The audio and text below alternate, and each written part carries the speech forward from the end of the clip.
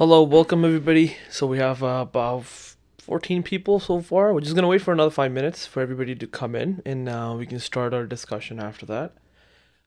In the meantime, while we wait for everybody, feel free to drop things that you want me to cover in chat so that I can keep a tab on this. I've been looking over the Discord channel where we had the midterm Zoom questions. So if you've been posting over there, I'll be looking at those questions and answering them right now too. The general idea for this review is to make sure that everybody is on the same loop of what needs to be covered, okay? So this discussion might not be going deep into like single particular topics, but I want to make sure you're more prepared for the exam itself, right? So that's my agenda for today. Yeah, so feel free to put some of the things that you want me to cover in the chat, either on the Discord chat or the Zoom chat. So I'll take a quick look on those ones. Yes, limits and chain rule. Yes, that's the first thing we're going to cover. So I'm going to try to follow the format of the study guide and for the topics, see what topics they have.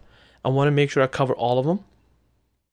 And once all of them are there, and then we can move on to questions that you have specifically asked in the Discord chat and everything else, right?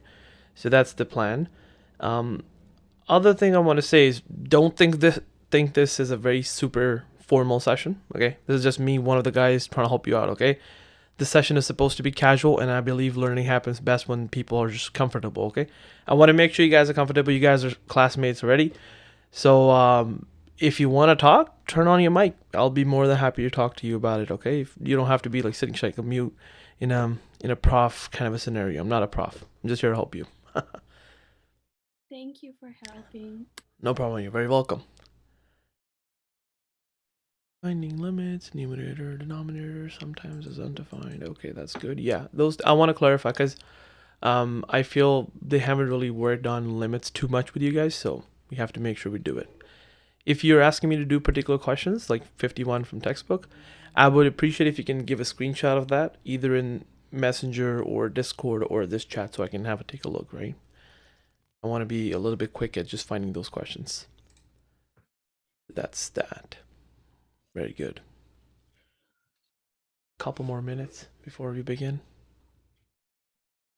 And don't worry if you have to leave during the meeting for any sort of reason. Just don't worry, leave it. You can come back whenever you want, hopping back and forth, have dinner in the background, doesn't matter. Just make sure you're not too loud so everybody's not disturbed. That's all the point. I will try my best to keep it under 2 hours. But yeah, our job is to get everything done. So yeah, this is being recorded, so don't worry.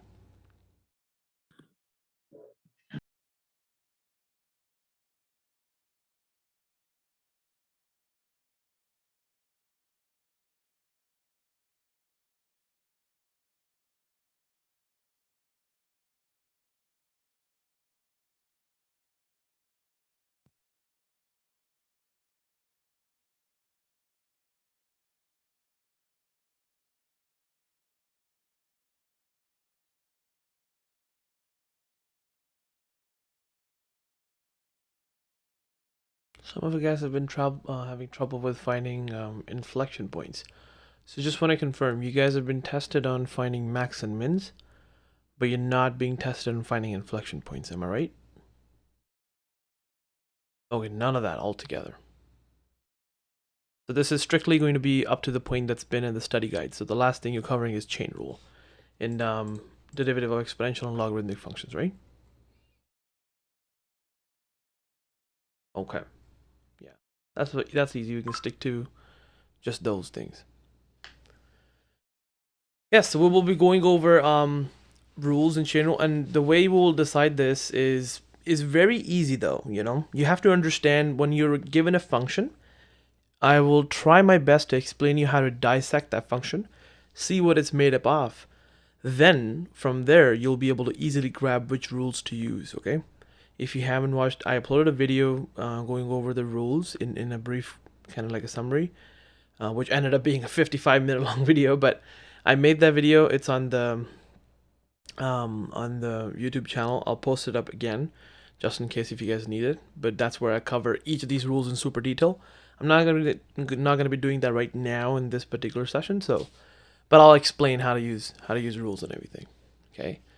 In max main inflection points sometime after in the future, yes, absolutely. That's the point. So I'll be going over all of these things as you go through the course. I have made videos before on this too, so I'll definitely upload them and keep you updated over there. If you need any sort of help, just feel free to DM me or just shout out. I get spammed with a lot of messages, so I'm trying to make sure I get my way through all of them. But yeah, if I accidentally miss your message, please let me know again. Okay. So we're at the time. Let's begin our session today. And the first thing you guys want to talk about is limits. Okay. And then I want to make sure that everybody understand what limits are first. Okay. I would want to tell you what this is. So the definition of limit. Okay. So limit is a number. I want to make sure everybody understand. It's going to be a number. When you find a number, I know the recording has been done on my other software, so don't worry, because I record the chat and myself. So I want to make sure that we have everything in there, and I don't want to review your any of the Zoom identities, and Zoom is pretty nasty at the quality. So I want to make sure I record by a different program. Okay, so don't worry, I'm recording it, even though you didn't get the notification.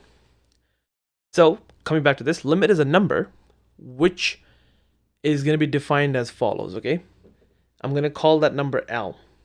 Okay, this number L is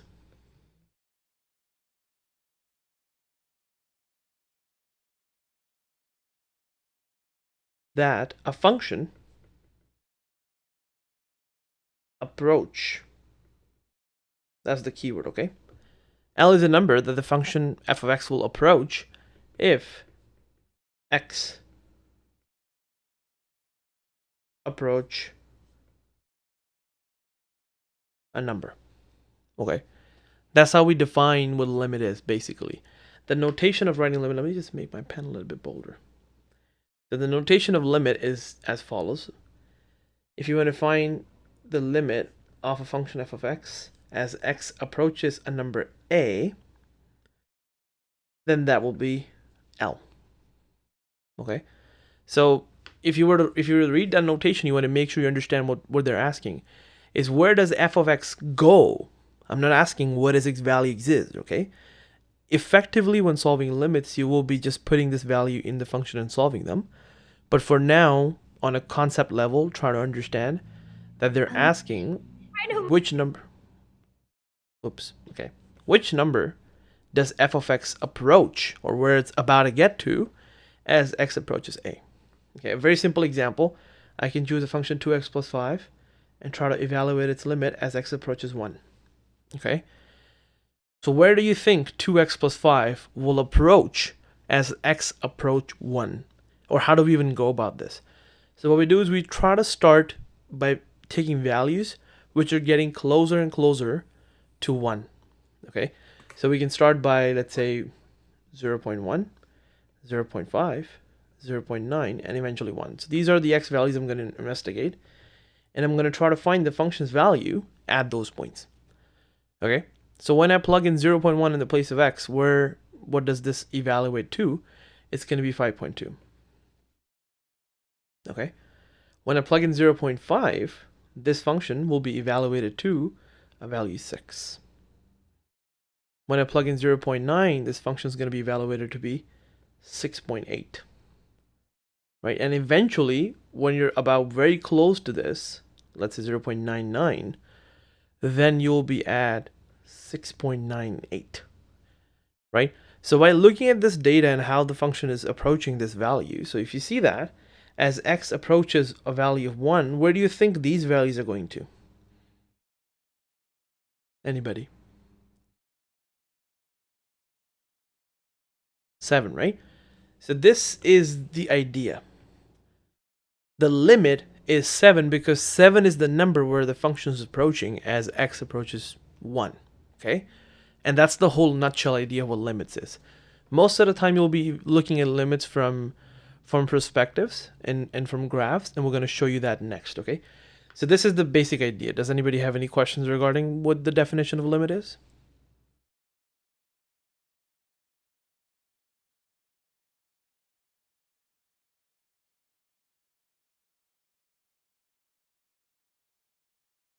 Okay, I'm presuming everybody's okay with that. No problem. If you have any questions, just let me know and I'll go back to them, okay? Now, when I say x approaches 1, there are two ways you can approach 1, okay? If I draw the number line here, if your value is x equals to 1, you can either approach this from this side or you can approach it from this side, okay? From the left or the right. Okay, so a limit will only exist if a number is being approached from both the sides to the same quantity. It doesn't matter how you come there, okay? Come from the left, come from the right, you still go to the same number. That is the key point. Right now, how did we go there? We were going in increments, so we're coming from the left to the right side. But if I repeat this analysis with numbers coming from the right to the left, that means decreasing from 2 all the way to 1, I would still get the same result, okay? So this is what it is. A limit, if you're trying to find the left-hand limit, the way you write it is limit x approaching 1 with a superscript of a negative sign on the top. Okay? And then here you have limit x approaching 1 with a positive sign, right?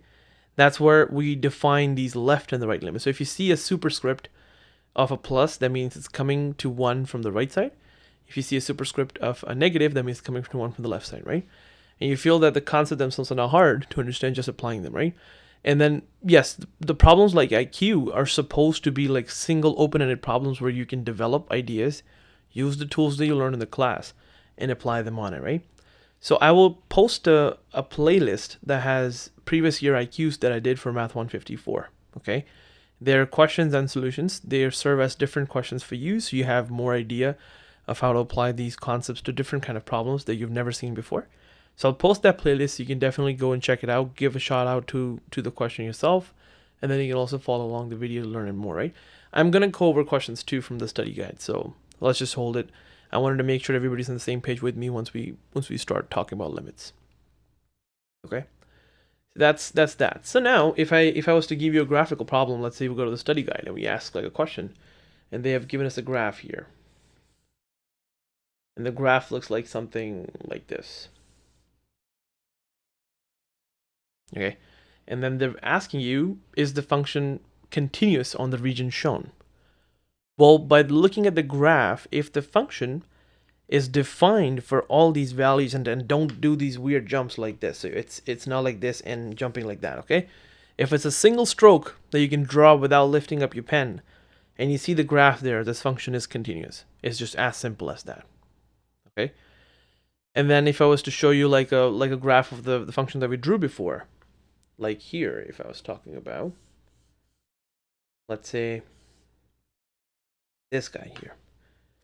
So now, in the study guide, the problem is going to have a hole there. Okay? It has a hole at x equals to 2. And they're asking you that what is the limit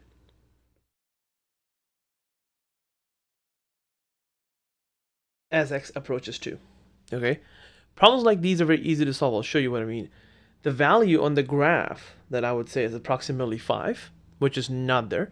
So when we define a graph like this having a hole there, in simple words, it means that the function is defined for all values of x, but it's not defined for a value 2. Okay? So if you plug in any number of x in the function, it will spit out a number. But if you plug in 2, it would not give you a number. Okay? But that has nothing to do with the limit. Let's try to talk about it, okay? So when you're looking at the limit as x approaches 2, you have to try to approach that number from both the sides, okay? So I'm going to try to use the red to approach the value 2 from the left side. So as my x approaches from this side all the way to 2, where does my function go? My function approaches to this value, which is 5. Okay? Does everybody see that?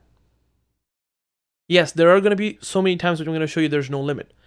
But we're going to go there slowly, right? But right now, do you see as x approaches 2 from the left, the value of the function approaches 5? Right?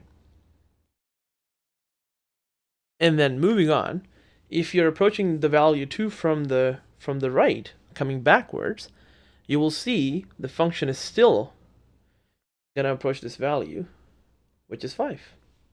You see that? I want everybody to be able to see that both the sides will resolve this function to approach 5. And when that happens, you know the limit is just going to be 5. Very simple as that. So visualizing graphs is very easy when you kind of like see. This is a two-sided limit, yes. A limit, when you want to find itself as approaching 2, because it's a single dimension, which you can be approaching it from two sides, that's why you have to evaluate using two-sided limits. If you're going to take some calculus courses in the future where you have to use multiple variables, you will see these limits will have multiple variables too. But in this case, we're just using 2. There are only 2 ways to approach 2, from left or right. That's why we have two-sided limits. So you're absolutely right on that. Moving on to some examples from the sheet as well. And now they're given some of the graphs where at x equals to 2, okay, the function is going to go like this.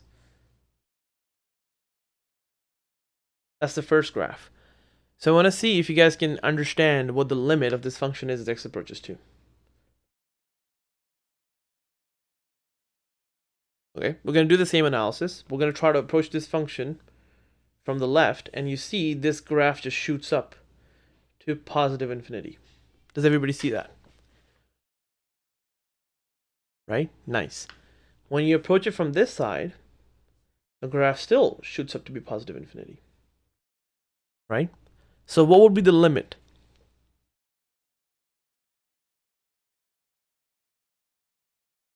I have a does not exist. I have an infinity, positive infinity. They're all right. They're all the answers that you say, positive infinity, infinity, does not exist, right? But the formal definition, when you try to like suit it up and properly, present that thing, as I said, limit is a number. And if I ask you guys, is infinity a number? No, exactly. So when you're saying that it goes to infinity, that you can say the limit doesn't exist because we cannot pinpoint a number which is going to be exactly equals to that thing. Okay? So this way you can say the limit doesn't exist. And you have a similar graph problem here where you have a 2, one side going up, one side going like this. What would the limit be at x equals to 2 now? If I'm coming from this side, the function shoots up to positive infinity. Coming from this side, the function shoots up to negative infinity. So still does not exist because they're not so there's 2 ways it could not be existing. The first way is it's infinity, it's not a number, so we can't really pinpoint a number. The other way the limit cannot exist is when the numbers where the left and the right are headed to are different. Okay? The first problem, it might be confusing because both the numbers are plus infinity, so you would say the limit is plus infinity, no problem. Here, the limit is positive infinity on one side, and limit is negative infinity on the other side. That means they're not equal either. So this is definitely not existent.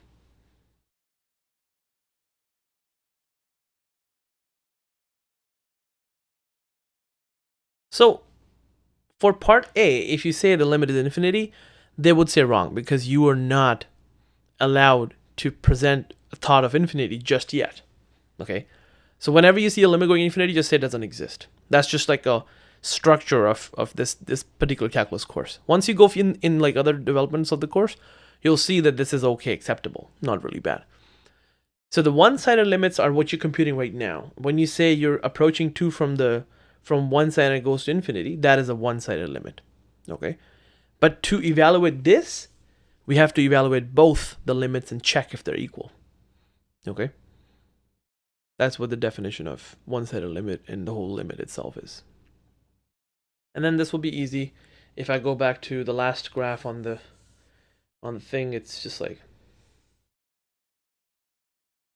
so what do you think? What is the limit of this function as x approaches 2?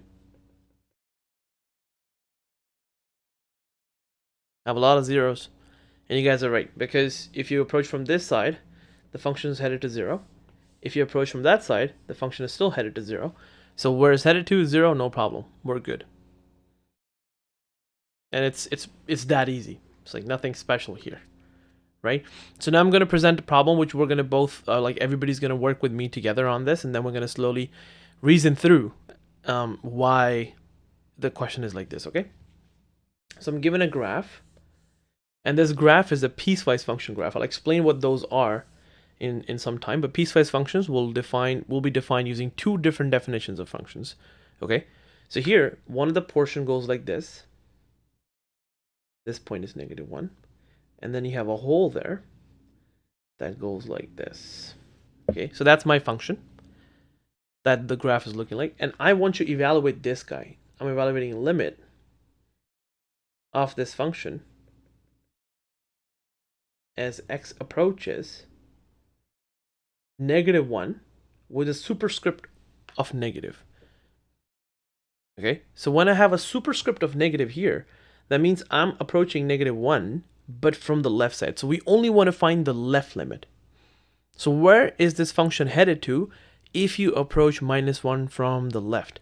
And I'm going to tell you what this value is. This is -3. Okay. I want everybody to be sure this is -3. If you have any questions, ask through, no problem. We're trying to learn, right?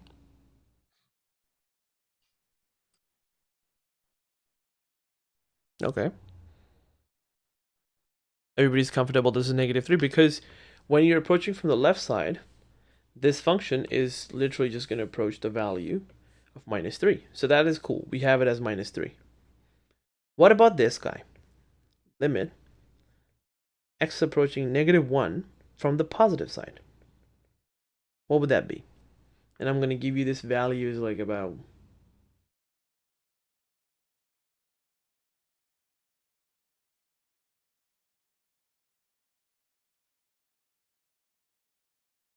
yes, this meeting is being recorded, so don't worry about that.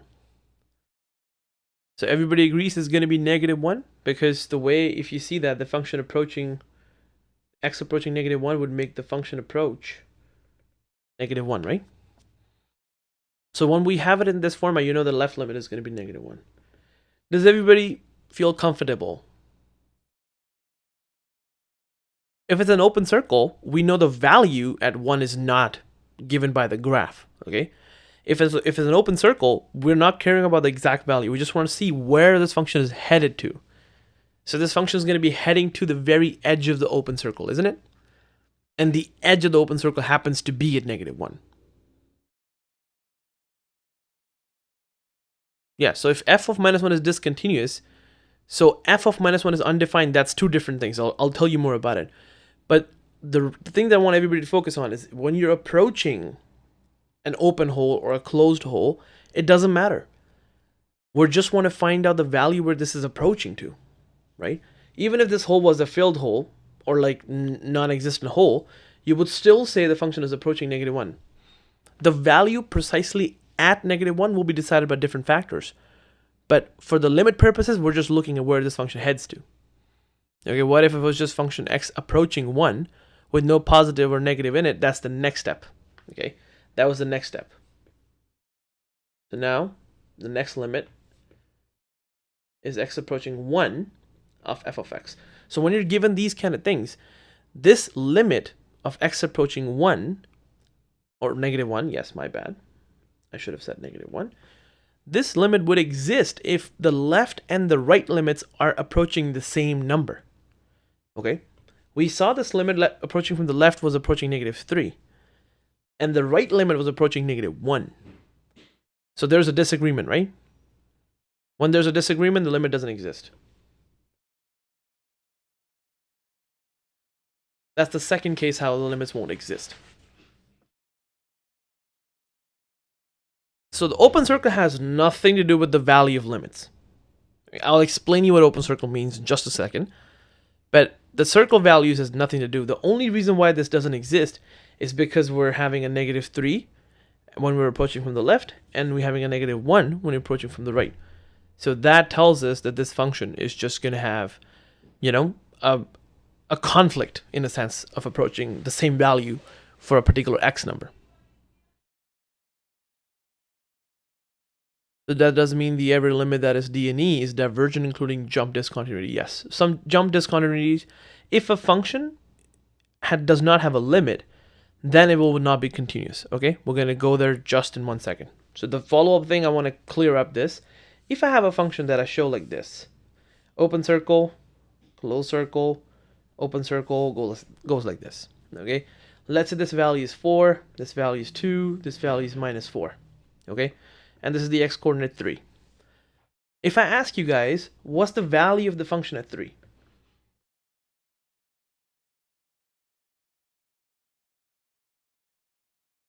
Does everybody see how it's 2? It is pretty well defined on the graph. That's what I want to get to. This is not limits. We're just talking about value of the function at 2. So the value of the function as 2 is the value where it's a closed hole. Okay? So we're specifically saying the value of 3 is this value, which is 2. Okay? So that's done. No problem. What if we try to evaluate the limit of the function as x approaches 3 from the left side? What would that be?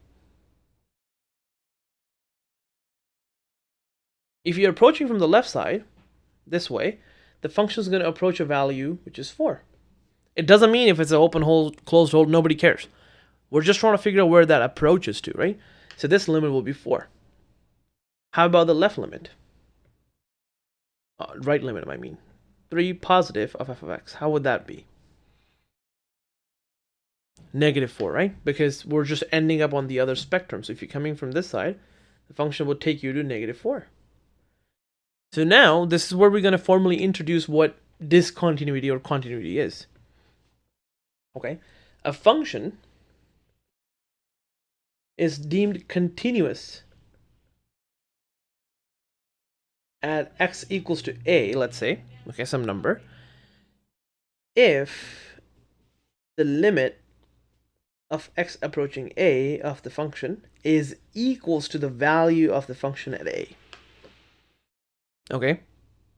Now I want you guys to tell me, does that work here in this particular problem? Is this function continuous? No. Okay.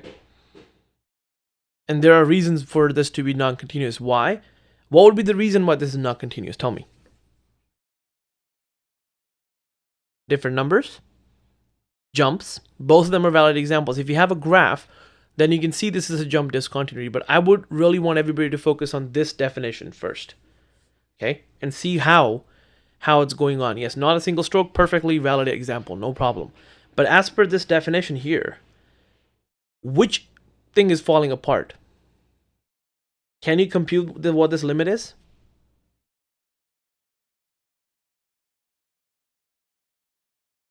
Think closely.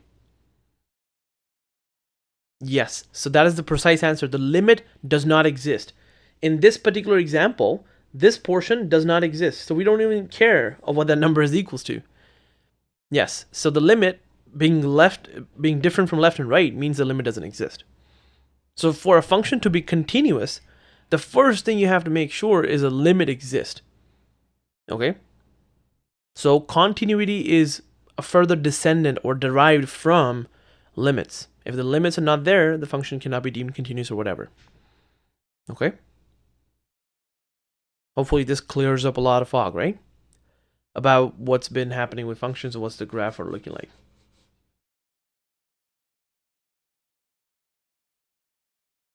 So if a limit comes up to be a number, it's convergent. If a limit does not come up to be a number, it's divergent. It's very simple. See that? That's why in the very beginning when I defined it, I said limit needs to be a number. Okay? If you can find a number, then it's convergent. If you cannot find a number, it's divergent. Okay? If it's infinity, does not exist, blah, blah, blah, those limits are just, not existing. But if you can find them as a pinpoint number, then it's fine. Right? So that's this, and I want to see how you guys can figure out limits in the meaning of what limits are. Yes. You're right. Numbers are convergent, positive and negative infinities are divergent, right? If let's say S of t represents stress level at time t. Okay, if this is a statement given to you, then what does this mean? What would be the meaning of limit t approaching infinity of S of t. This is where we try to contextualize these things, where we put some stuff around it and try to ask a fancy question. What would that mean?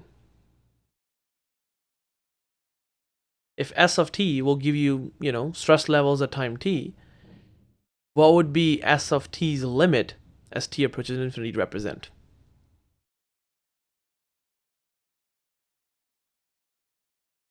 Yes, as time goes to infinity, whatever value the stress approaches. Well, I wish the stress was 0, but not going to be that. It's just going to be a manifestation of what you think the answer is supposed to be, right? And that's where you guys can be creative and think about what's going on, right? When you say as t approaches infinity, and you want to find where S of t is, so basically you're trying to find stress levels as t approaches infinity. And this would mean after a long time. Okay? So in simple words, you would say this would try to find out what the level of stress is going to be after a long time has passed. Okay? That's just pure, like a literal English answer rather than having any math in it. Okay, this limit just represents the stress level after a long time. Does that make sense? Okay, good. But these kind of questions are just all over the place, right? You want to make sure when you're trying to find limits of different expressions. So this was just looking at graphs. Now I want to move on to finding limits with expressions, okay? So let's say I give you a piecewise function.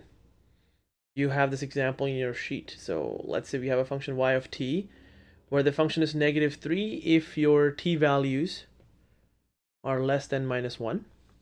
And this function will start to work like this. T over 1.2 whole squared if you're looking at t values greater than -1. Okay, this is the piecewise definition of the function. And what we want to find is this. T approaching to -1 of y of t. Okay, just a little brief of what piecewise function does. When you're given a piecewise function, its definition depends on which value of t you're working with. Okay, if you're working with t values like -1 or smaller, then the function will always be -3. But as soon as you jump off from working with values t greater than -1, okay, then you would have to use a different definition. So that's what this piecewise function means. To find the limit at -1, you have to check both the left and the right hand limit of the piecewise function. Okay, and if they're equal, then the limit exists and be that number. If they're not equal, the limit doesn't exist. Okay, so this would involve us finding the left limit and the right limit. How would I write those limits? The left limit is going to be limit t approaching -1 from the negative side of y of t, and the right limit will be limit approaching t -1 from the positive side y of t. Okay, that's just a notation of it. Now you guys are going to tell me which function am I going to use to evaluate this limit. For the first one, which y of t am I going to use, right? -3. Does everybody understand why we're going to use that? Because when I'm going to be approaching -1 from the left side, I'm going to be a very tiny bit smaller than -1. And any tiny bit smaller than -1 would be -3. So this will be -3. And then for the right limit, we're going to have t approaching -1 from the positive side. And of course, I'm going to use the second choice this time, because if I'm approaching -1 from the positive side, my value of t is going to be bigger than -1. Slightly bigger, but bigger than -1, right? That's why we would use this guy. So it's negative t over 1.2 whole squared. When you evaluate this limit, what would this number be equals to? What would this limit be equals to exactly? Try to stick back to the definition, okay? I think you're answering for the second one, but for the first one, when working, the first one is very simple. They're asking you, where does -3 approach when t approaches -1? It's just -3, because -3 doesn't really change with t, right? So that's good. For the other option, for this guy, when you're approaching -1, the way you solve that is just by plugging it inside the expression. Right? No problem. That's all good. You guys are forward. That's nice. So when you do that, I'm pretty sure whatever that number is, that's not going to be -3, right? Do you agree with me? It will be a fraction, it will be a decimal, whatever you guys, you can compute that using a calculator, but it will never be equals to -3. Okay. I only need that much information because if that number is not going to be -3, then the left and the right limit are not in agreement. Do you see that? How I deduce my logics? And then from there, I can just literally say, because of that being in not agreement, this limit does not exist. As simple as that.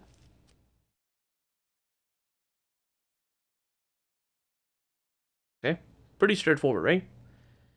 That's just most of the stuff here we're going to work with. Sometimes you might have other expressions where you would not be able to just plug in these numbers. I don't know why there are so many errors in the study guide. Sometimes they use limits with t, but expressions in terms of x. I don't know what they're up to, but never mind. I'm just going to try to correct it. So what would this limit as x approaching infinity would be of x squared plus 3x plus 4 or x cubed?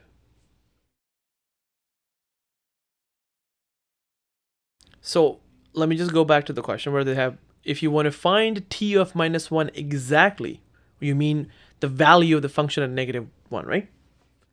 Am I right? Okay. To do that, you would use this definition.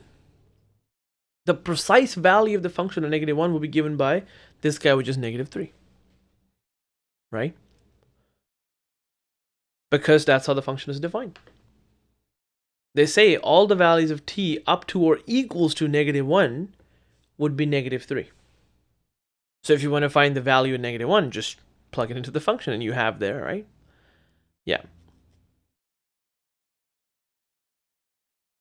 So if you go back here and you ask yourself, where does the number -3 go as t goes to -1?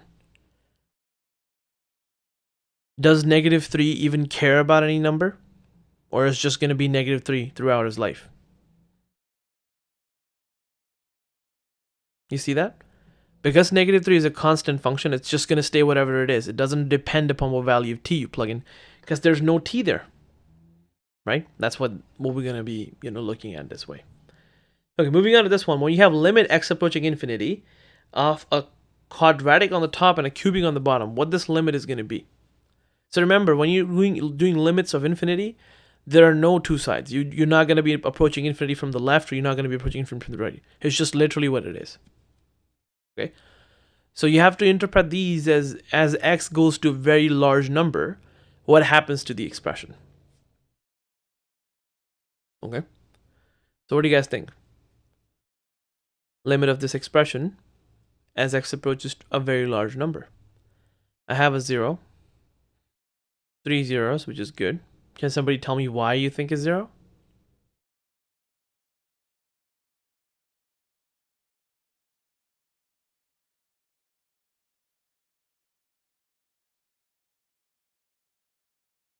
Yeah, it's 1 divided by infinity. Bottom is heavy. Yeah, that's good. Because it's not definite number, you're right in this. What you have to see is there is a comparison. When you're given these kind of functions, you have to see out of the numerator and the denominator, which function grows faster. And then, yeah, you can do leading terms too. All that stuff just goes back to that idea where how would an x squared compare to an x cubed? X cubed is going to be a bigger function, right? So when x gets bigger, x cubed is going to get much bigger than x squared. So if both the functions on the top and the bottom are racing to get bigger and bigger, which one's going to get beaten? This guy is going to get beaten. This guy will win the race. And if the guy winning the race is in the denominator, the denominator will be very big, hence taking the whole thing to 0. Okay, so I just kind of create a story around it, but as long as you guys can understand how this works, completely okay. But how do you write it out? This is where the question is, because on the exam, if you get this question, you're not going to be just telling them that I feel it's going to be 0. You have to write and justify why it's 0, right? So how we do that is by factoring the leading terms, from both top and the bottom and trying to simplify them, okay? If you do that here, if you factor out the leading term here is x squared, so you factor that out, you'll be left with 1 plus 3 by x plus 4 by x squared. Yeah, that's this. And then in the bottom, you have x cubed. And when you simplify this expression, you'll be left with just an x in the bottom, right? So now that would mean when you're trying to take a limit of x approaching infinity of 1 over x, 1 plus 3 over x plus 4 over x squared. I did not multiply by x squared. I factored x squared out of this. Okay, so when I factored an x squared out of this, this term will give you 1, this term will give you 3 over x, this term will give you 4 over x squared.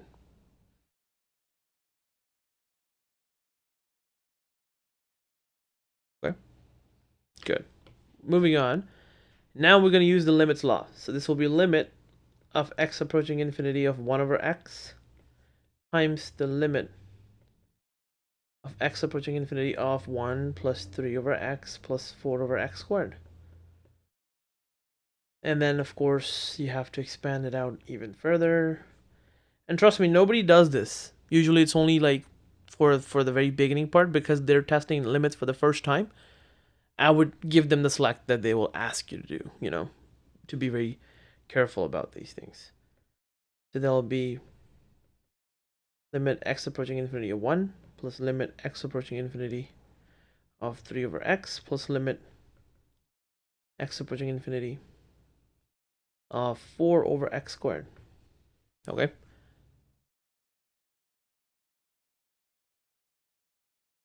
Would it be same like 0 if it tends to negative infinity when it would be exponential function like this? So we're gonna come at exponentials in just a second, okay? So yeah, if you want to factor those leading terms out, that's also correct, but that's an approximation, okay?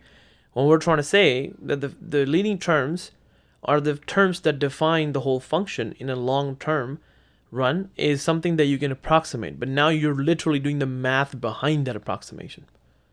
So the formal way of doing it is this way. This will be 0 because 4 over x squared at x goes to infinity will be 0 because there's only infinity in the denominator. This will be 0 as well. Okay, then limit of 1 as x approaches infinity will be 1. So now you'll be left with, I'm just going to do that here. Limit x approaches infinity of the first guy, which is right here. 1 over x times 1. And this right here will be 0. So 0 times 1 is 0. That's like the longest way to do it, I know. But my job is to make sure you guys are aware of how to do it in the long way. If they ask you like a 5-mark problem on the exam where you have to solve it, well, just taking the leading terms and trying to make sure you feel the solution, just like you used to do in pre-calc, will not be enough for the full marks. Okay? So that's that. It's good that you know the answer, so it's always fun that way. No problem. Moving on to see like when we have exponential functions, right? And then we're going to see what's happening to these functions. Let's try to check it out. As we're working with limit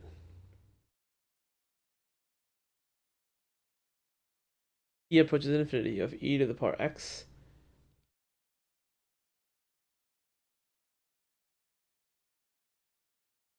yeah, whenever you have something that is not defined in the bottom, you would have to either factorize, factor simplify that, or try to make sure you do rationalization. Those two things.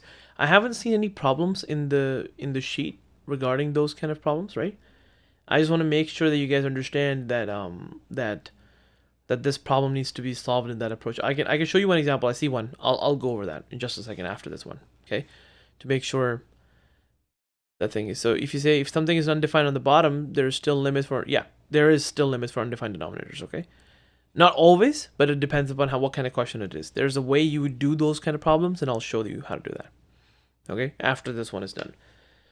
So I literally copied from the guide. It's all mistakes, so I have to change this to x. That's what it is, right? So okay, let's say x tends to negative infinity. Okay, where do you go when x tends to negative infinity in this kind of example? Okay, does everybody know what e to the power negative infinity is? Okay, 0, that's good. I wish more people knew, but that's just what this is going to be. So as x approaches negative infinity, what we try to do is we plug this into this expression. We know the numerator is going to go to 0. The denominator is going to go to 1. You see that? And when the numerator goes to 1, and the numerator goes to numerator goes to 0, and the denominator goes to 1, the limit is just 0.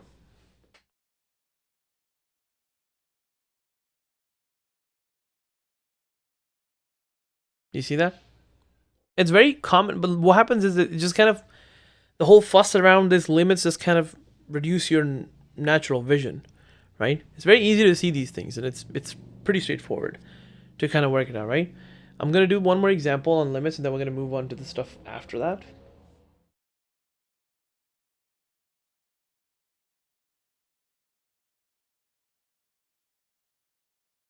What is e to the power infinity? It's going to be infinity. E to the power infinity is infinity. Okay? Would x to the power of negative infinity also be equal to 0? So if x is being raised to the power of negative infinity, that's something that's very difficult to answer, because x is what the value is supposed to be, right? So e to the power of negative infinity, I would say definitely be 0. But x to the power of negative infinity depends upon the value of x itself. So I'm not sure what you're trying to ask. It has to be e. You know, if that was the question. If you work with just e, then that's right. With x, it depends upon the values. E to the power infinity is infinity. E to the power negative infinity is 0. So you have both the informations in your hand. Okay? Good. So moving on to this problem, and we're trying to find the limit as x approaches 2 of h of x. What do we do now? To find the limit at 2, how can we do that? Factor, right? Why do we need to factor? Why didn't we even factor it up to this point? Yes, because when you plug in 2, the denominator becomes undefined. And the denominator becomes 0, that means the fraction becomes undefined, right? So you have to make sure we try to factor them into simplest forms and then make our judgment. If you factor the top, you're going to get x plus 3 and x minus 2, right? And then you have x minus 2 in the bottom. You see that? And that cancels these two things out. Okay, that means your function is now just x plus 3. So now when you're trying to evaluate this limit, you'll just have limit x approaching 2 of x plus 3. That would just mean you plug in the x value as 2, and that will be 5. Do you see how that works? Does that clarify when you have like undefined fractions, the limit can still exist?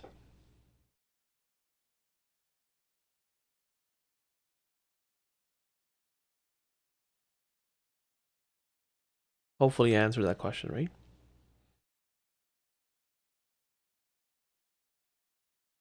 Well, x not being equals to 2 in the final answer, that would be when you would solve for like a simplified expression. In this case, they're asking us for the limit, right? So if they're asking for the limit, I don't think it's required for the you to write at x not equals to 2 in the final answer. It's kind of like it's just how you can think about it, right? So the other one, so when you want to remove a discontinuity, the only thing happens here. Okay, if you're able to remove everything from the denominator, that limit becomes removable, you know, discontinuity. But that's talking about discontinuities. That's not talking about limits. So you got to backtrack, okay? We're just solving limits for now, okay? Yes, but what would we do for a rational function to get a common denominator if you have a 0, 0 case? So sometimes you will see the scope of them asking you questions about limits is very limited. They won't ask you crazy limits. Limit could have a lot of problems around there, but they would only ask you a certain amount of them to make sure that you understand what's going on, okay? And I want to go over an example where you see the limits are not end up existing.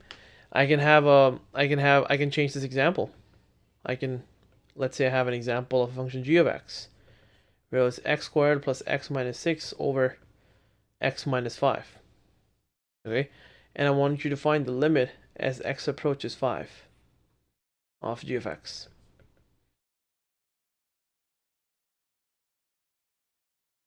Ln of infinity is infinity. Okay, if you're trying to evaluate this limit again, you would factor them out. So we'll try. The factors on the top will still be the same. X plus 3, x minus 2, and there's x minus 5. So can you cancel x minus 5 now? Nope. So this limit just does not exist even after factoring it. Doesn't really care about the factors. The factor needs to cancel out, right? So you can make a judgment after you're done factoring, canceling, or whatever is done, and then you can just move on with the actual answer. Make sense? Right? Good. So that's about limits. I would not stress too much on these because there's going to be only like a brief amount of these things. The limits are going to be tested to evaluate derivatives. Does everybody here know definition of a derivative? Okay, there are two forms of it. I'm going to put both of them down. Make sure you make it a religion almost for this problem, for this particular midterm. It's so important I cannot stress it out enough, okay? If you're trying to find the derivative of f of x at x equals to a, we call that derivative f prime of a, right? Everybody's okay with this notation. F prime of a would be equals to limit h approaching 0, f of a plus h, a divided by h, or limit x approaching a,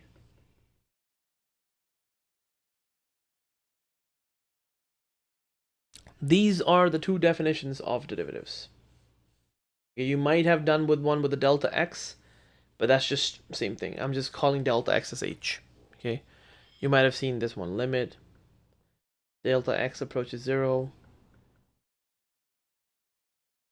a plus delta x minus f of a divided by delta x. That's also valid. Same stuff. You might have also seen limit delta x approaching 0 of f of x plus delta x minus f of x divided by delta x, right?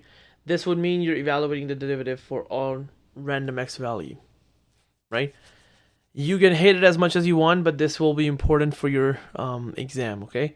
There's a very high chance that they can ask you to find the derivative of a function using the definition of the derivative. It's super important. I cannot stress that enough. Every calculus course that has been taught in everywhere around this world will have them do one problem on this in their midterm.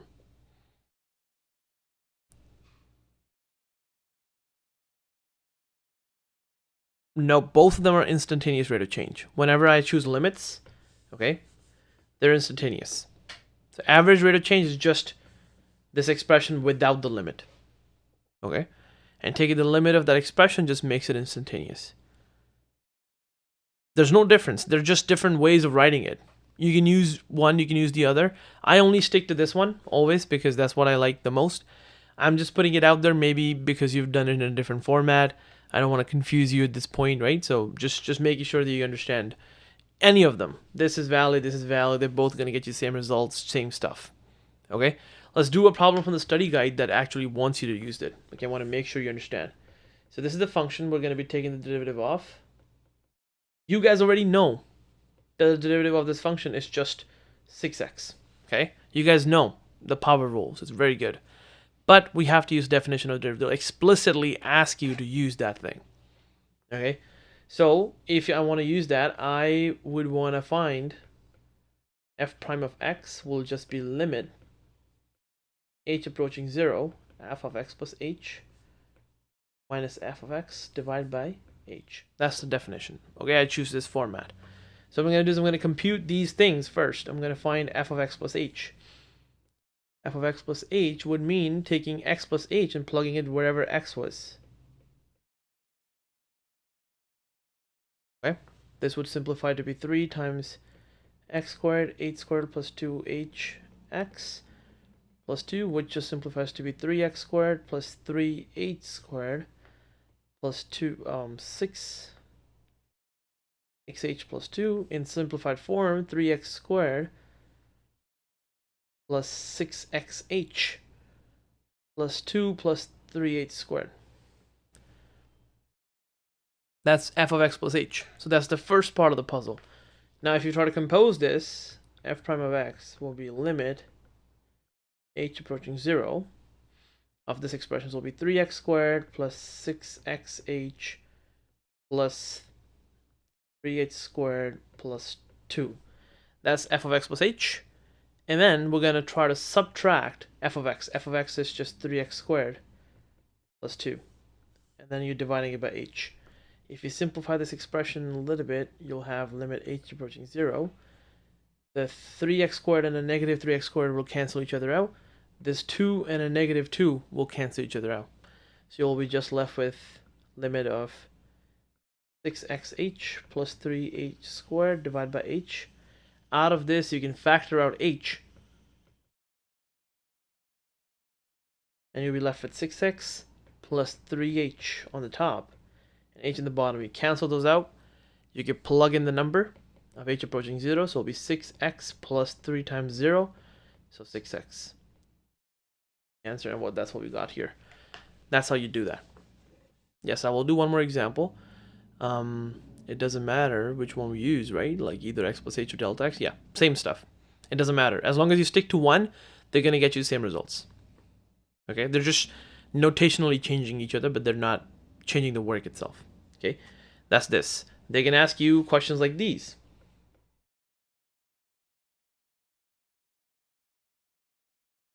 And they want you to find the derivative of 4, let's say. Okay, so by definition, f prime of 4 would be limit h approaching 0 of f of 4 plus h minus f of 4 divided by h. So let's find f of 4 plus h first. Just take 4 plus h and plug it in the place of x. This will be 1 over 7 plus h. When I plug this expression here, limit h approaching 0, 1 over 7 plus h minus 1 over 7 divided by h.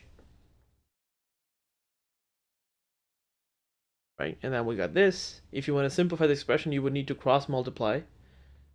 Right? And that would just give you limit h approaching 0, 7 minus 7 plus h divided by 7 plus h with an h. Okay, this is algebra. I'm doing it a little bit faster, so if you don't get it, no problem. If you follow along your way, you'll be able to get to the same thing. Okay, but this needs to be done by you. You need to practice a lot in order to make sure you can get through all of them, right? This, when simplified, would give you a h on the top, a 7 and 7 plus h, and an h in the bottom. This cancels out. Plug in h equals to 0, and you have limit. When you plug in that thing, you get 1 over 7, 7 plus 0. So that's 1 over 49. That's the answer.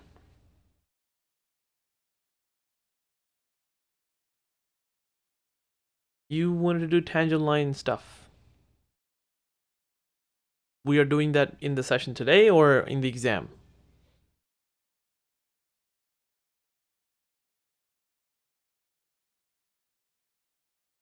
And this 7, yeah, we're doing that today. After that, next step is this. So the 7 here that you're talking about, you mean this 7, right? This 7 came when you plug in f of 4. So when you plug in 4 there, you get 1 over 7.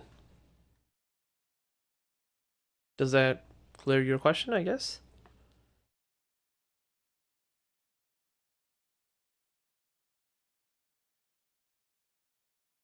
Okay. Yes, we're evaluating f of 4, straight up.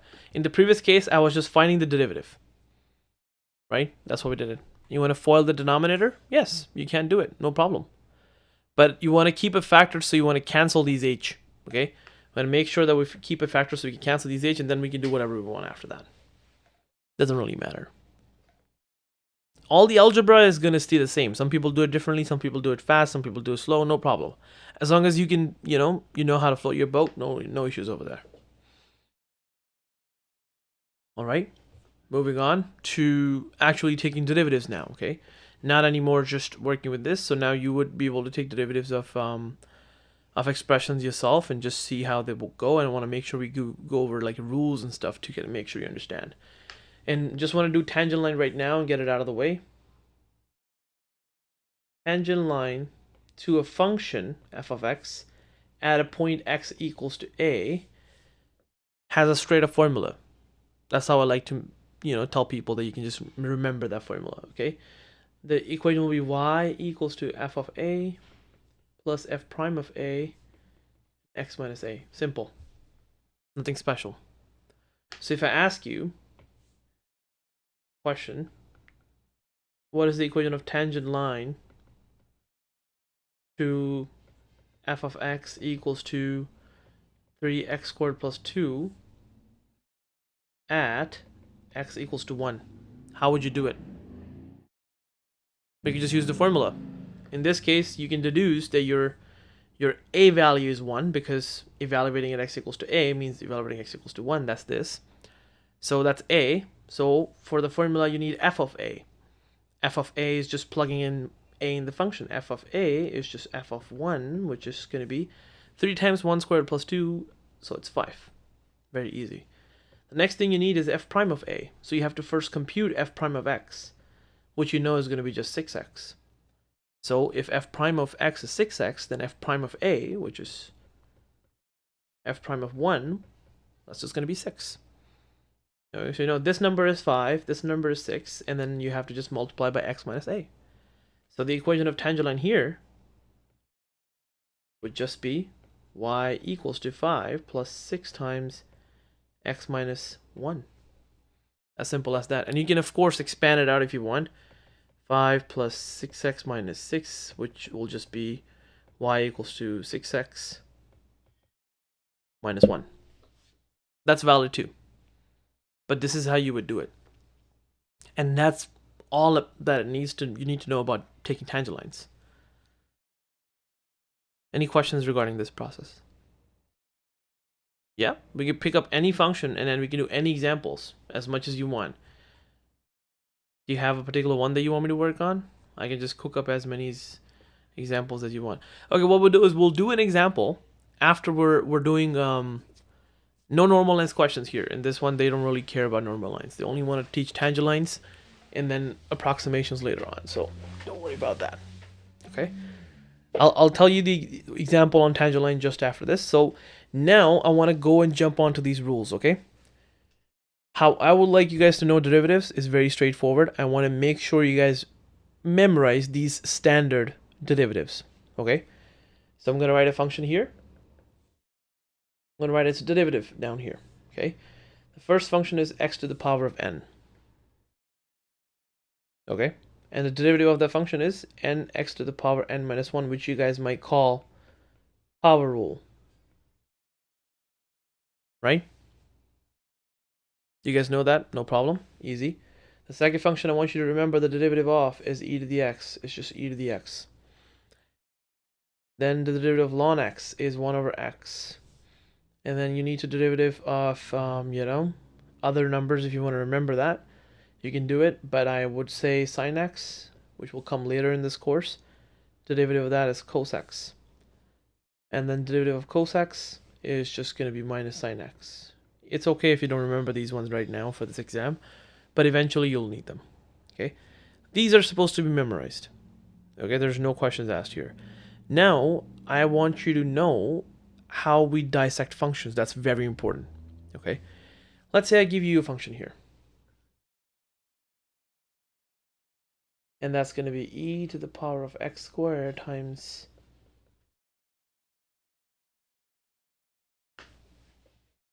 okay, I cooked this function up from nowhere, okay? And I want you to be able to extract all the information out of this, okay? What is the operation that you guys see on the most external? So you're going to product rules. We're not going to rule there. I just want to dissect the function first, right? So you can easily understand that this first level is multiplication of which two things? E to the x squared and x plus 4 whole squared, right? So when we're dealing with taking derivatives of these functions, we got to make sure we start from what we see first. Okay, we first of all we saw the product or multiplication of two functions. Good. Let's go move on further. What do you see about this function in e to the x squared? Do you see this function as a composition or chain rule? Yes, that's good. You guys are able to do that. Chain rule is applied on compositional functions.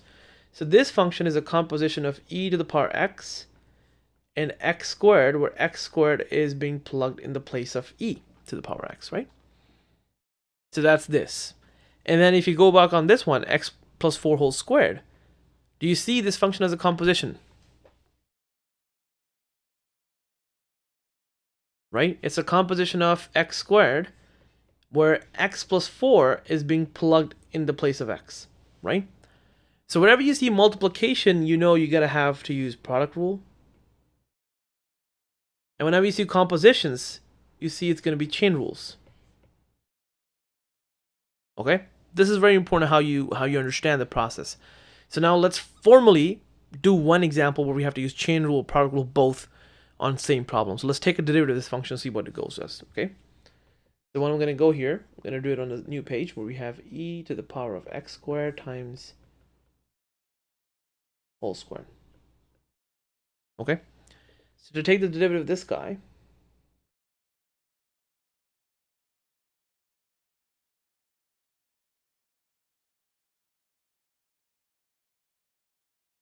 we know this is this, so we use product rule.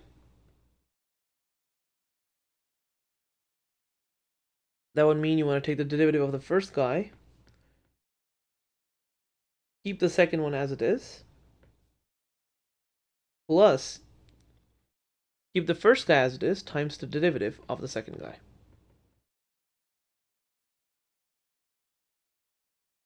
Any questions regarding this so far?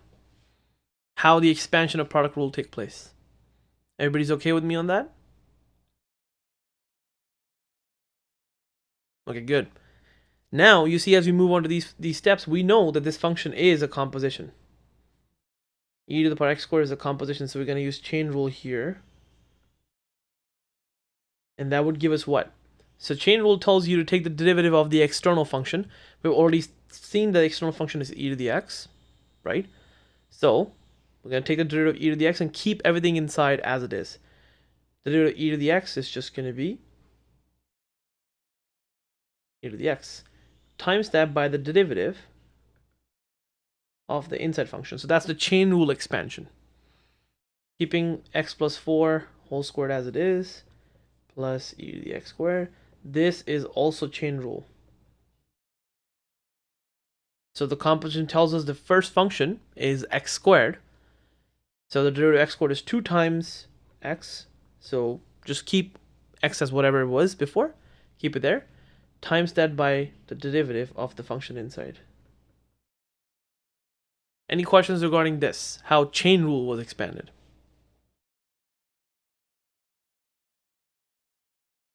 Everybody's okay?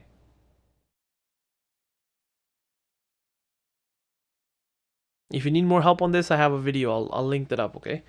I'll just send it over to you guys right now. Give me a sec.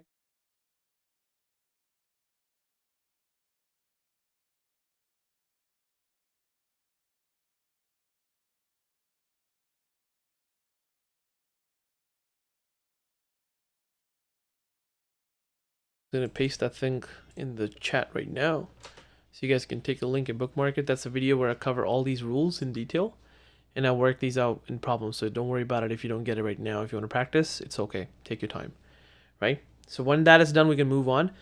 Now we're on this step where this derivative needs to use power rule, right? So it'll be e to the power of x squared times power rule is going to give 2x, then x plus 4 whole squared, plus e to the power of x squared with it twice x plus 4 times the derivative of x plus 4 is just going to be 1. And that's how we completely take the derivative of this function. How do you guys feel about this?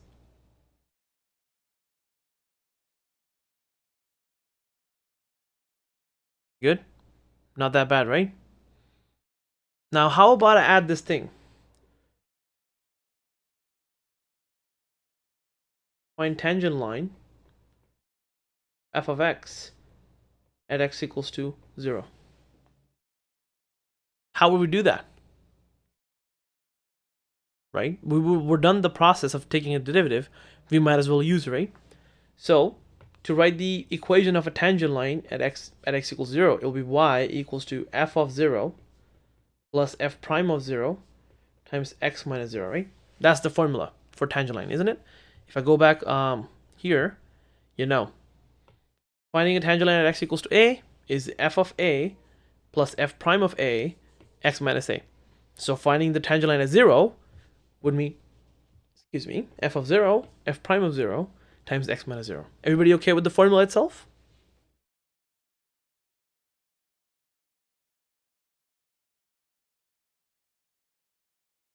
Formula is good, right? Now how do we find those values? Let's see. To find f of 0, you would plug 0 here in this equation. When you plug in 0, you get e to the power of 0 plus 4 squared, or times 4 squared. E to the power of 0 is 1, times 4 squared is 16, so we know f of 0 is 16. Okay, so this number is 16. Awesome. What is f prime of 0? To find f prime of 0, we have to plug in 0 in the f prime. Okay, when I do that, I get e to the power of 0 times 2 times 0 times 4 squared. So this thing is all 0 because it's being multiplied by 0, right? No problem. The other thing plus, we have e to the power of 0 times 2 times 4 times 1. So that would be 8. Does everybody see how I found the value of the derivative at 0 being 8? Right? So that number is 8. So the equation of a tangent line is going to be y equals to 16 plus 8 x minus 0. In simple words, 16 plus 8x. So finding tangent line is very easy if you're following the algorithm, right? The only tough part here was to do the algebra to find the derivative of it. Then finding the numbers and just getting those through is very easy. And you don't really need calculators to do this problem too, right? These numbers are very easy to evaluate. You can do them. These are the kind of questions they can ask you in the exam. Why don't substitute the 0 for the last x? No. The formula, if you go back here, is as follows. That x is just an x. It's a variable. It has nothing to do with the thing. Okay? And then we have a here, where a is the point where you want to find the derivative.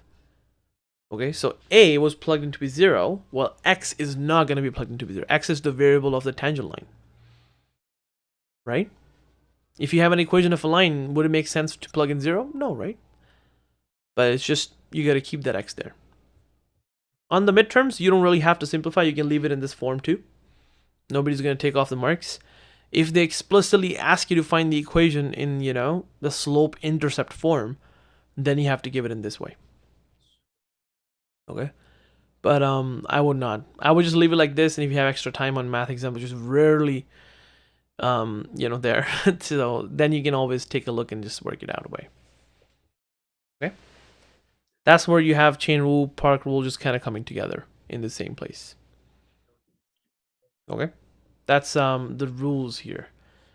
I see a lot of people having trouble with finding second derivatives and trying to see how they work out with this expression. I'll put that example up. Just give me a second. A lot of people have asked me problems with this. So there's a function here where you would have try to find it. Hold up.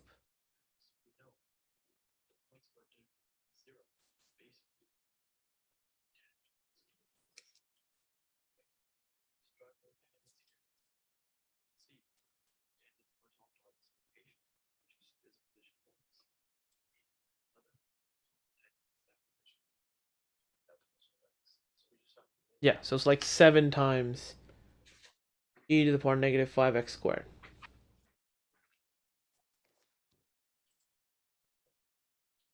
right? That's like the question that we have. And they were asking you to find the second derivative of this function, right? Let's do that. We're going to do this problem. Let's try to dissect this function first. What do you guys see first? Multiplication of 7 and e to the power negative 5x squared. Everybody sees that? Very good. 7, we don't really have to go any further. That's just a constant. This function, however, is a composition of e to the x and negative 5x squared. Does everybody see that? Right? So you know that the first rule that you would apply is a product rule, and then you would apply a chain rule. Okay? Let's do that. I would like to avoid using product rule. Okay, how I can avoid using product rule is by knowing the fact that if you have a constant, I'm going to present a fact here. If you're taking a derivative, okay, of a function, of a constant times a function, okay, you can pull the constant out and take the derivative itself. Okay, saves you time. So because 7 is a constant, I would write this derivative like this. When taking the derivative of f of x, I will pull the 7 out and take the derivative of the remaining thing.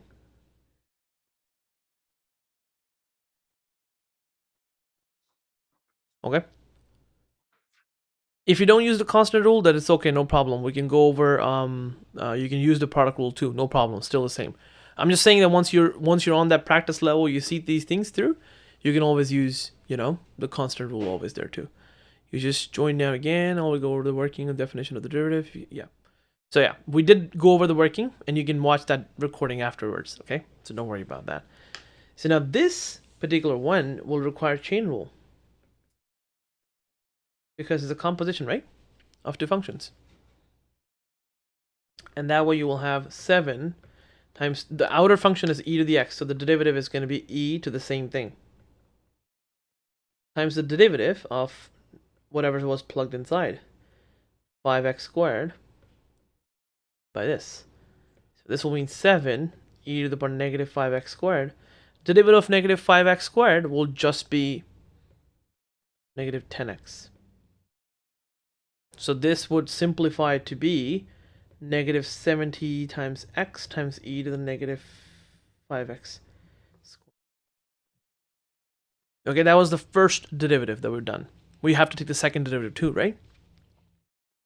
So to take the second derivative, I would treat this as my function. So if I have my f prime of x as 70, basically a negative 70, x e to the power negative 5x squared, if I have it as function, how would I take the derivative of this guy?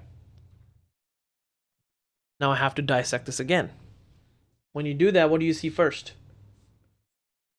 I see a negative 70x being multiplied by e to the power negative 5x squared. You see that?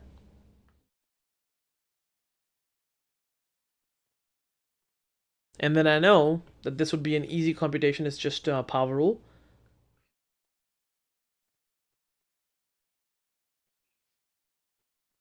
This would be a composition of e to the x and negative 5x squared will be a chain rule, like we did before, right? So this would be helpful for you to see by dissecting every function. You can see that. So now let's do that. So by product rule, I would take the derivative of negative 70x first, keeping e to the power negative 5x squared as it is, plus keeping negative 70x as it is with a derivative of e to the power negative 5x squared after that, right? All good? Everybody follow so far?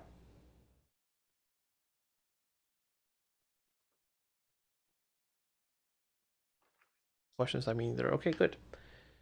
This right here is going to be just negative 70, the derivative of that thing. Because the derivative of negative 70 times x is just going to be negative 70 times e to the power negative 5x squared, that's this. And then this negative 70x will stay here. Derivative of e to the power of negative 5x, we already did it before, it will be e to the power of negative 5x squared times negative 10x by chain rule. Okay, we did that here as well. So I'm not going to repeat all that stuff. That's done here. Simplifying this will be negative 70 e to the power negative 5x squared.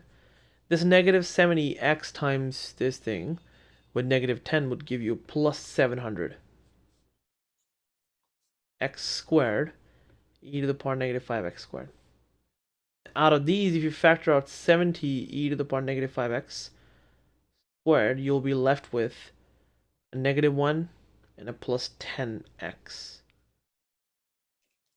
squared. Yes. And from there, you can just literally simplify this to whatever, what you want from this. But how does this problem seem now? It doesn't really have to be factoring or simplifying. This is literally, once you're done taking derivatives, this is a good answer. No problem. But if you want to work something out, have it look nice, this is okay. But let's say if they want you to find where this is 0, then you would have to factor. Then this is required. So it depends upon what you're trying to do. Okay. On the midterms, I would say if you have time, then simplify it. If you don't have time, it's okay. No problem. Okay. Make sure you're following the steps, you're showing them the work, and everything is in order. If you leave the last step for the later part and not able to solve it, there won't be too much fuss on that. Yeah. You'll be able to do it. Don't worry about that. Okay.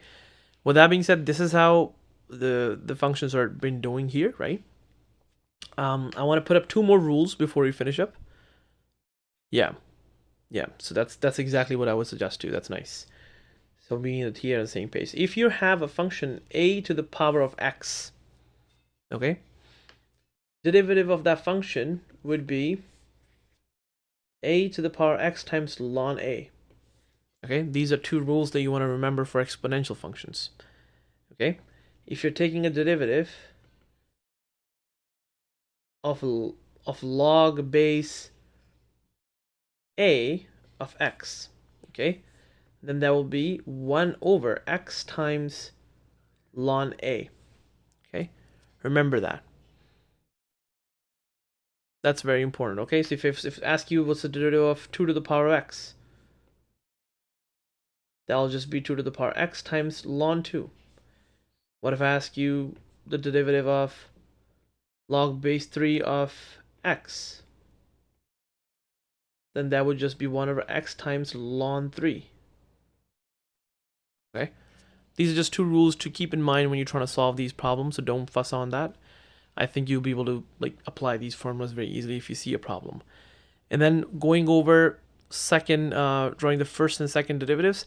So sketching the first derivative is pretty okay. I'm going to try to open up the study guide here and then show you guys how to do that, okay?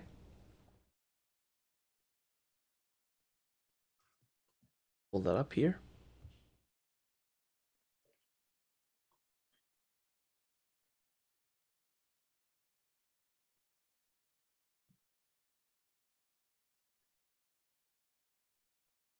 So now let's say we have problem. Let me try to just check it out here. If you have a graph of what's going on, then I can show you how to draw or sketch the first derivative of it. So let's say I have this function.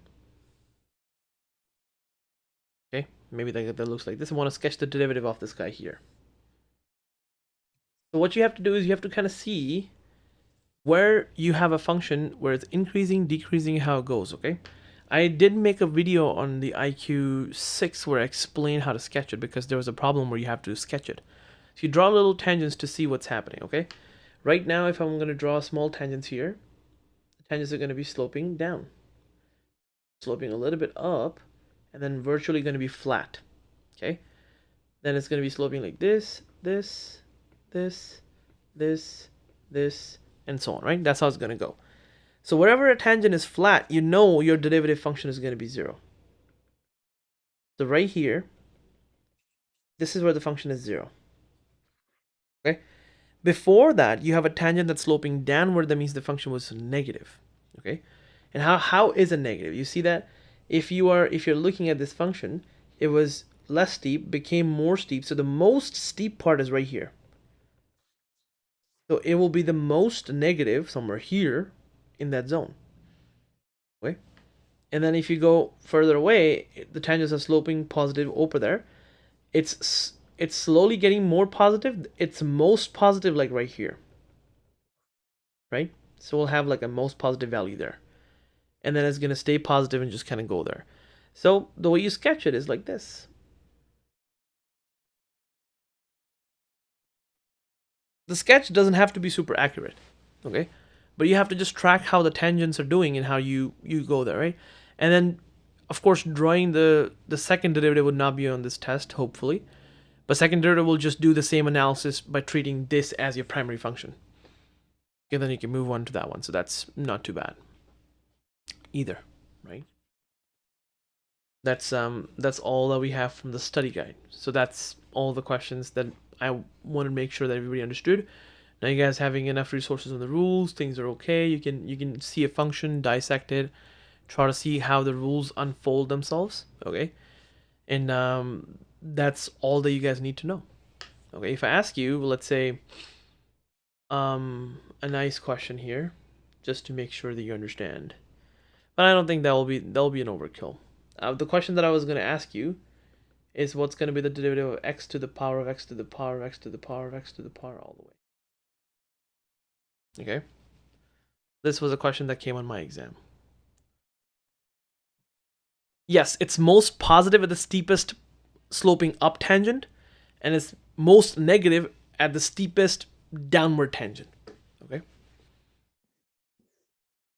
that's the kind of idea that we'll have to work with. This was a problem that came on the exam, but this is an implicit differentiation topic. I'm not really sure if they're explicitly testing you on that, so I'm gonna wait until you do this problem. But that's just how you would solve problems. So for just finishing off, let's do one problem here. Let's compose a function. I have e to the power of ln 3x plus 4 whole squared. So concavity is different. Don't confuse that. The steepest point is where you would have an inflection point. That's true, but let's not get there yet, okay? We're going to go there slowly. For now, for the purpose of sketching them, you have to make sure you understand that you just have to find that spot where it's steepest and you can get that number, okay? So here, the tangent was most steep downward, so it's most negative.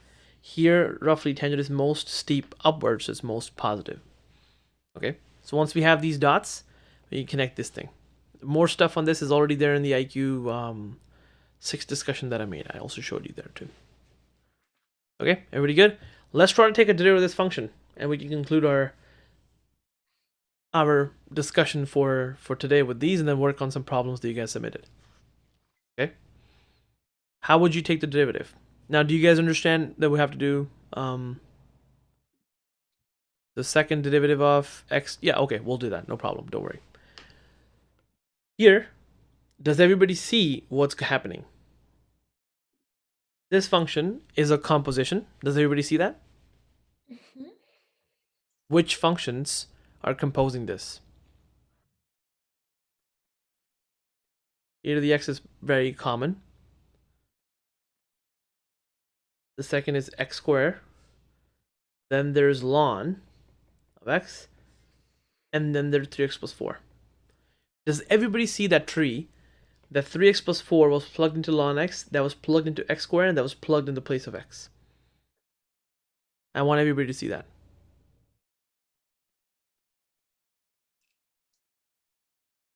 I only have one yes. I'm gonna wait. Okay. That's good.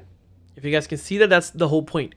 When we're trying to do chain rule here, we need to make sure we start from this and go in steps. So the first thing you'll do is take the derivative of e to the x, which is going to be e to whatever was there, just keep it there. So the whole thing was ln 3x plus 4 squared. Okay? Multiplied by the second function is x squared. So the derivative of that is 2 times whatever was plugged inside x squared. And it was ln of 3x plus 4. So keep that as it is. Then multiplying by the third guy is derivative of ln x. Derivative of ln x is 1 over whatever was plugged in, 3x plus 4. And then here, the last step is to take the derivative of 3x plus 4, which is just going to be 3. And that's how you take the derivative of this nasty function, which is just going to be 4 times chain rule. Okay? How do you guys feel? On a scale of 1 to 10, how easy was this? Where 1 being super easy, 10 being very hard?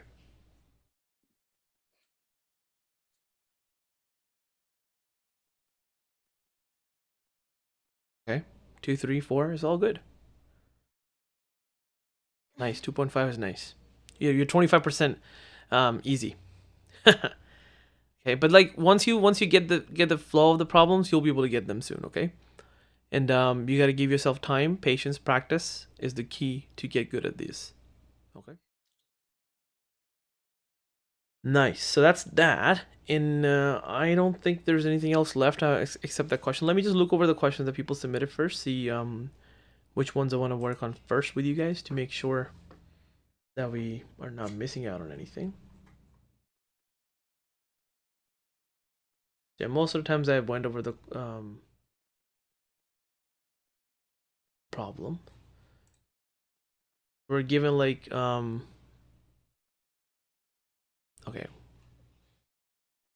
I can go here, no problem. You can take a look at this.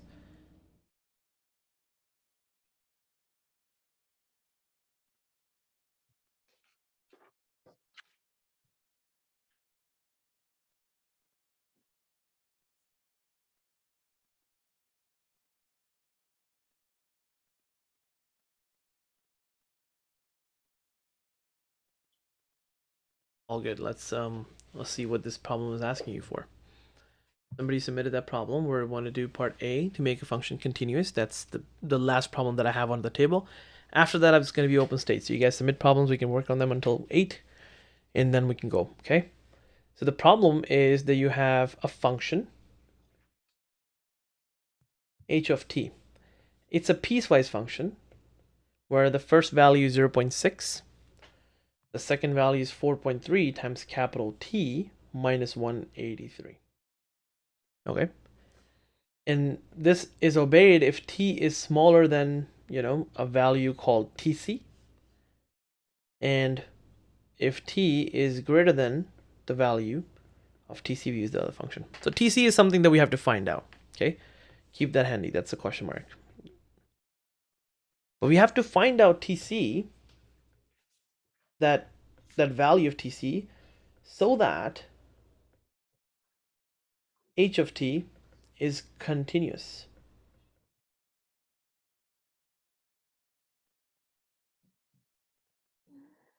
everywhere. Well, I'll tell you the derivative of x to the power x to the power x to the power x, an infinite ladder. I'll tell you what that is in just a second, okay? Let's finish this problem first, and then we can work on that. So to find the TC value, so the h of t is continuous everywhere, you have to understand how this problem is made, okay? You have one value of being 0.6, okay? And then the other value is just a straight line. 4.3 is the slope of the line, and negative 183 is the intercept, okay? Now what you want to make sure is that TC is the value where this 0.6 overlaps with this line. So there are no jumps. Do you understand?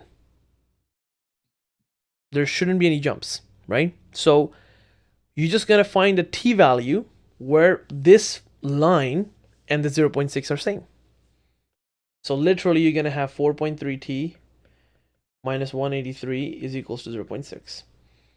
You add 183 to both sides, you get 183.6.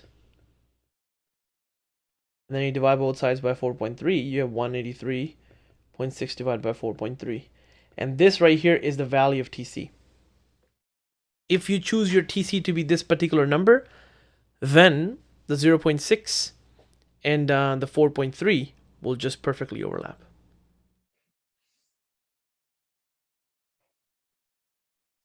As simple as that. How do you feel about this problem now? Pretty good? Awesome. Nice, that's the purpose. Good stuff. Problems that I want to go over with you guys. I don't think so at this moment. The problems from the OQ7 are not relevant here. And we're gonna make sure that we focus on the exam first and then go. And this, so you want to take the derivative of factorials. Am I right, or what's going on? You want to take the derivative of yes, I'll link the previous IQs here super quickly. Just give me a second.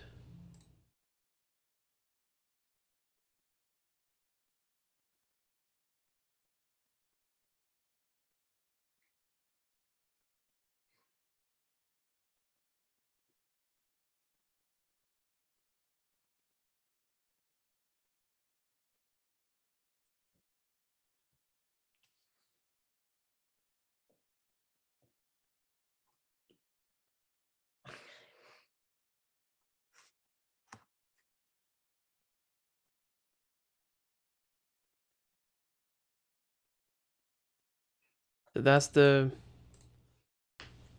link for the playlist for these IQs that you're doing right now at this point in time. And then I'm going to link up the other ones too from the last year. Last year IQs were right here.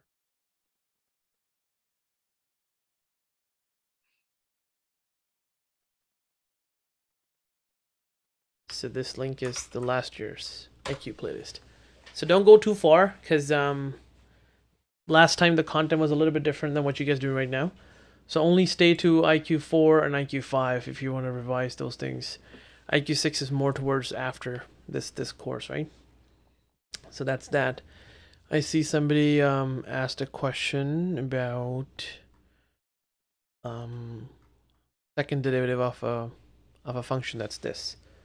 So you have x squared plus 4 divided by x to the power of 4, right? Am I right? That was the question that was being asked before? I want to make sure I take the derivative twice for this function, right?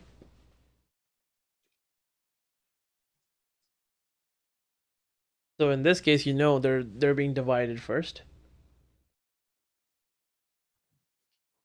Division of x squared plus 4 with x4, right?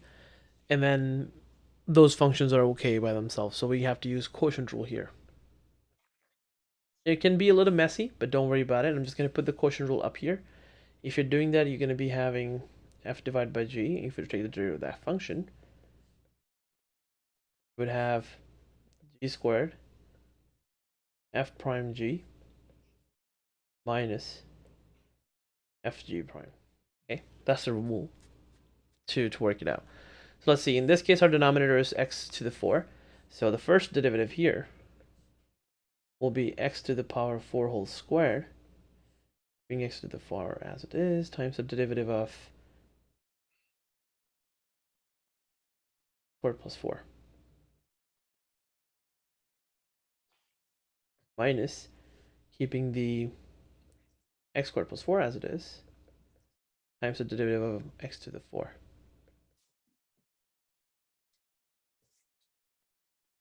That's the first rule. When you apply that, you have x to the 4 times 2x minus squared plus 4, 4x cubed. Bottom, you have x to the 4 to the power of 2. So f prime of x, simplified, will be 2x to the 5 minus 4x to the 5 minus 16x cubed, or x to the power of 8. Simplifying it further would give you negative 2x to the 5, negative 63 divided by x to the 8. Further simplification, factoring out x cubed would give you negative 2x squared, negative 16 divided the 8, cancel some factors. So the first derivative here is negative 2x squared by negative 16 divided by x to the power of 5. Okay.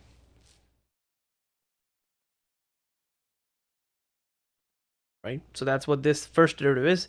And then I don't see any difference between this expression or that expression. So taking the second derivative, apply all these rules again. So shouldn't be big deal. You can work it out, right? So can you go over the derivatives first and second of square roots? Those always confuse you. Okay, good. No problem. Let's go over the square roots. Is this clear? Finding the first derivative of this function. Or anybody has any questions regarding this? Okay, that's good. If everybody's cool with that, we can move on to finding derivative of square roots. So if you're given square root of x, right? You want to take a derivative off it. You might want to convert as math. You said you want to make it into derivative of x to the power of 1/2 with a dx, and you can apply power rule. So we'll bring the power 1/2 down, and x to the 1/2 minus 1. That would be 1/2 x to the power of negative 1/2. And then x to the power of negative 1/2 could be written as 1/2 times 1 over x to the power of 1/2. And then again, square root could be converted back into 1 over 2 times 1 over square root of x. And it'll just be 1 over 2 square root of x. Okay, that's how we would take a derivative of square root of x. And if you want to take the second derivative of this function, that means you have to take the derivative of this again, right? So let's simplify this first. So now taking the derivative of 1 over 2 square root of x would mean that you're taking the derivative of 1/2 times x to the power of negative 1/2. Do you see how I did that?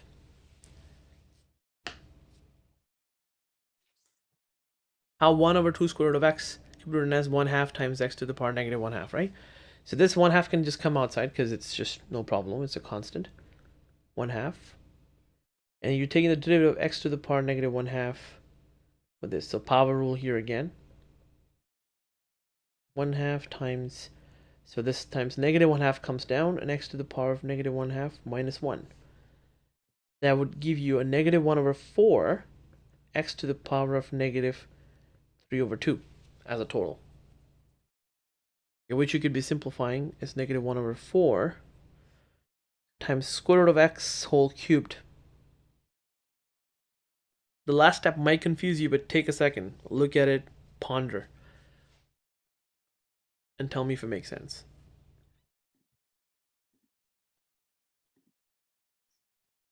Having x to the power of 3 over 2 would mean you're cubing a square root of x. Right? And the negative just brings it down to the denominator. Okay? Is that good? Okay, nice. That's the plan. Right? So now, with 15 minutes left of whatever I've allocated as a time, we've done all the problems that we're supposed to go over in the review, and this is supposed to be review, so you have to come with the background, you have to have some stuff in your head to kind of work it out and practice. The reason why I did the review like at this time is because I want to keep you guys free for the weekend so you can practice and manage your time yourselves better. The exam's on Monday, so if you guys have any questions during the whole weekend or stuff, you know how to reach out to me. You can get your questions there. I can try to answer as much as I can for those. If you need links and resources to work your stuff out, ask me about those. I can kind of like direct you towards those too. And other than that, now these 15 minutes is what I'll leave for you guys to ask me any questions if you have, apart from what we've covered. So the best way to contact me is Messenger or Discord if you have me on Discord. If I'm not able to respond to some of those, sometimes what happens is I go into message requests and it goes like unnoticed by me, so that's a problem sometimes. If you have texted me and I'm not able to get back to you, always just, shout me out in the group chat. I don't mind that. So that's that. And then yes, I want to make sure I give you a solution to this. So if y is x to the power x to the power x to the power all the way to infinity, okay, then I could take a ln of both sides. Then I would have ln of x to the power x to the power x to the power all the way to infinity. So because the rules of ln, I can bring this down. Ln of y. So you have x to the power x to the power x to the power x to the infinity times ln x. And now this guy here is just y. This expression, because of lns, now looks like ln y equals to y times ln x. And this is where you need to know how to take implicit derivatives, okay? And that's been covered in the video that I posted on my channel, so if you can check it out. It's in the same playlist as well. So you see there, to take the derivative of both sides with respect to x, I'm going to take the derivative of ln y with respect to x, and then derivative of y times ln x with respect to x. Here, this could not be done, so this derivative will be done as d of ln y by dy times dy by dx. And here you would use product rule. Why did I ln it? Because I have to make sure I can reduce that expression. That's just a process. Whenever you have an x in the exponent, you want to take a ln of it. That's how you apply the implicit process.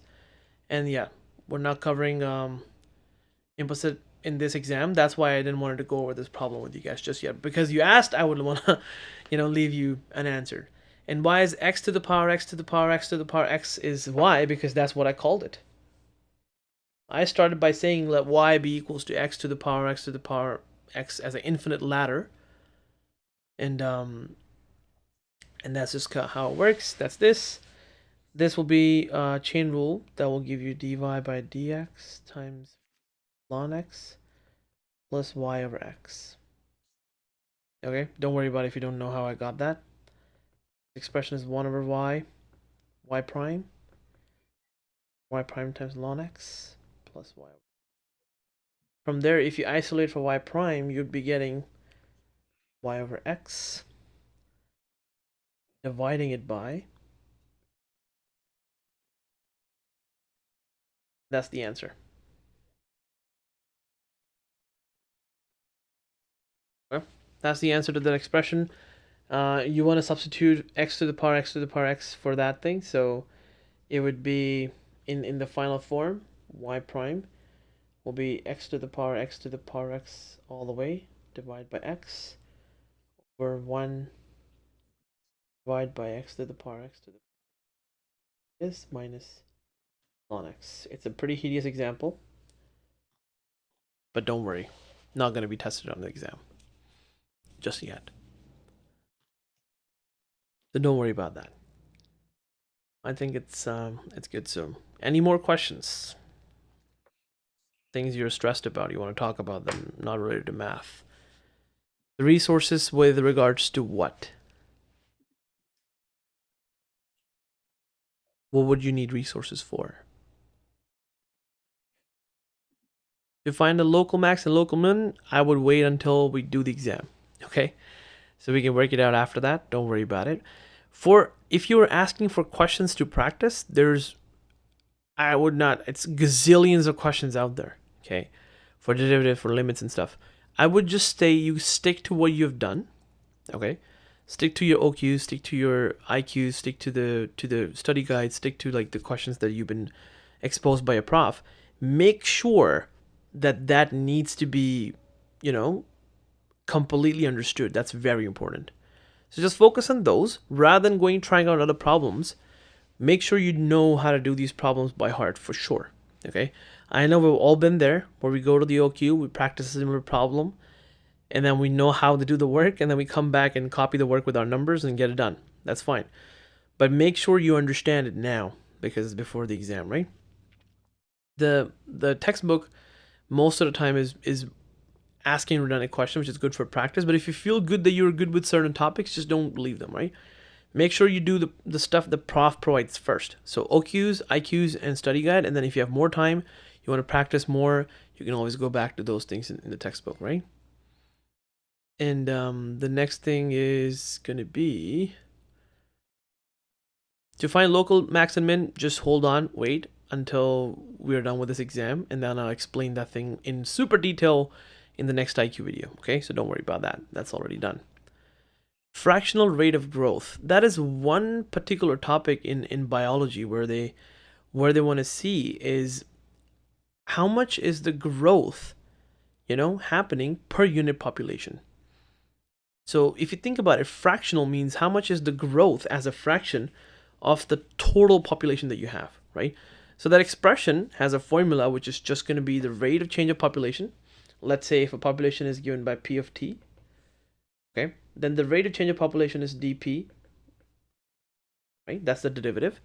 And the fractional rate is how much did it grow as compared to the population itself. So you divide it by that to get that number. But that's something that, explicitly stated out there. They don't ask you, oh, tell me the fractional rate of growth of a population without telling you what that is.